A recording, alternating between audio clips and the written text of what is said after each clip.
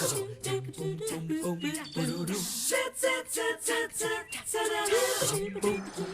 morning. Hope you're having a great start to your day. I certainly am, because out here on the porch with me is Tom Stebbins with the Master Gardeners of Hamilton County. Good morning. I saw you in the parking lot. You and I pulled in a little before I got here this morning. Right. And I said, oh, Tom, go ahead and set up as I head on inside for a minute. I'll walk up the stairs here, and you have gone flower shopping in our parking lot. That's right. I thought I'd bring it home because I bet you, well, I know you know your plants better than most, but there's probably a lot in nature that you don't know. So much, and there's a lot that I don't know. There's hundreds, thousands of plants out there. By using your phone, an app called iNaturalist, you can almost name every one of them.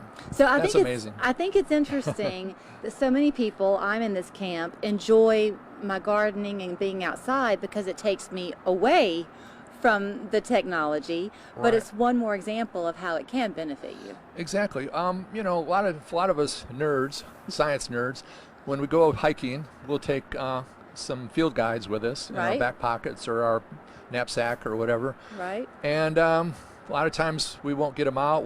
Maybe we'll cut a piece of the plant, put it in, and try to identify it later. Then it'll be all shriveled up.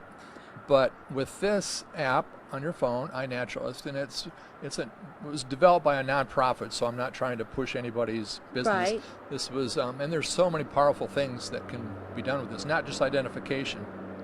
Once you identify something, you can have it for your own use, but you can also send it out to a world of experts, everyone, and that's the power of it. You saw me kind of begin to speak because Tish Gailmar is going to be here from the Nature Center, and she's been talking about this for a while because she said you can take pictures of things or whatever, and you can submit it, and maybe you discover something that they don't have in their inventory yet. Exactly. Reflection writing is a good example. Mark McKnight out there, he's probably a forerunner of this. He's probably got 2,000 plants, and the nice thing about it, then it's staked out. I mean, by doing that, it says Mark McKnight, identified this plant. Right. And then if anybody else shows up, if I show up at Reflection Riding, I may want to know, is there a Dawn Redwood somewhere in the park?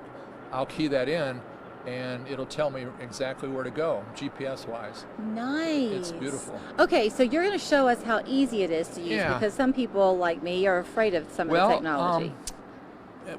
I quizzed you a little bit before, but I won't say anything. Pick something that you don't know what it is. Okay, I'm not sure what that is. Yeah, I wasn't either, but pick it up once, and let's see, show it to everyone.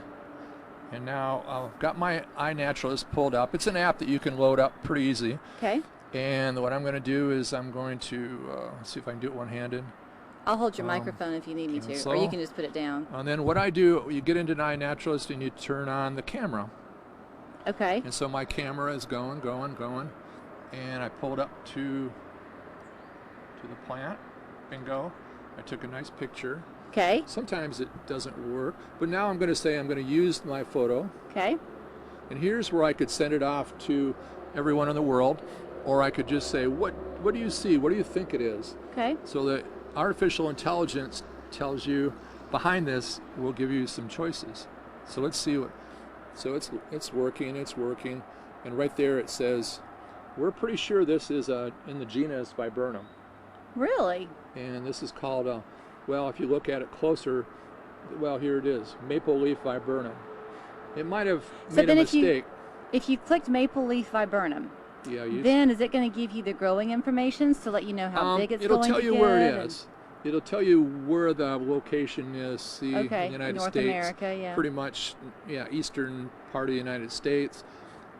You'd have to go in a little bit deeper to find growing information. But it's interesting because by having the location, that means that let's say you are at Reflection Riding or a trail near you, and you find something you think, oh, I wish I could grow that at my house. Right. You can take a picture of it, then do your digging to you have to keep in mind that it was built for the nature study. Okay. Same thing for birds. Same thing you could use this for insects. I've used it at collections that I didn't know what they were, but it's also fairly good in the garden. There's probably some that are business. As in a vegetable garden or a flower garden? You could probably do pretty good in the vegetable garden. Okay, now are these two different clippings that you have here? Yeah, well, these are the same. This is and the this same. is Okay. one that gets me confused a lot. Yeah, let's hold these three up, if you will, because these are a good example. Right.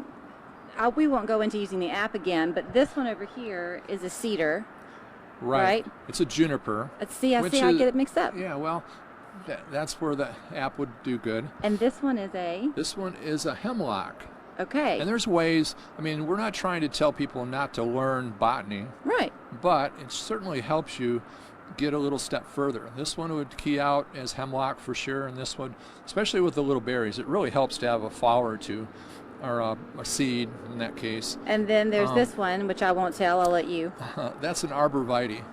And again, most of us, even people that are pretty good botanists, would have a hard time, with these three if you put them up in front of them. Especially if the berries, for some reason, were not Weren't on there. the juniper. Exactly. Yeah.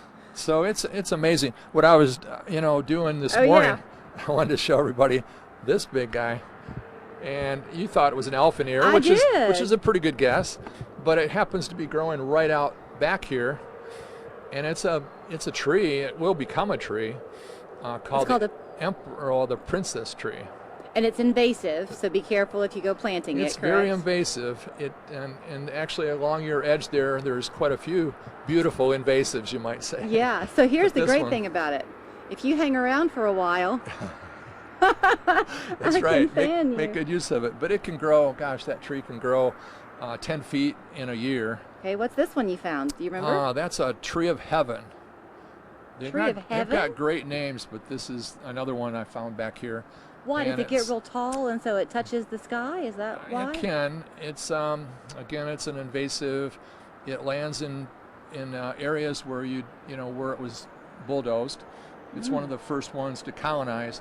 So some people think it's terrible, and it is, but it also colonizes that loose ground first, and then usually over a period of time it dwindles out. All right, a minute left. Everyone in Tennessee surely knows this little guy. Right. That's a mimosa tree. Mimosa. And that would key out very easily, especially if you had the flower. Right. And many people think, wow, what a beautiful tree. Also invasive. But all these things have all kinds of seeds that flutter down and start very easily. So you see how once you begin the conversation, it just goes on and on and on into something else? I get hooked on it when I'm out and, just around my yard, or if I'm going someplace. I can't stop. I'm always taking, especially trees are very easy. I've got to let you run, but the whole point of the Master Gardeners is to educate you besides fostering that love of gardening. So go ahead and download the iNaturalist app and use it the way Tom has suggested. But my goodness, if you want to learn more about gardening, whatever type of gardening interests you, they chances are have a class either going on or upcoming for you. Upcoming, yep. If you simply go to their website there on your screen, it's the Master Gardeners of Hamilton County. You can see a full itinerary of what they have in store. Thank you. Thank you, Tom. Can you conquer the mountain? Soaky Mountain Water Park in Sevierville is open, and Channel 3 wants you to win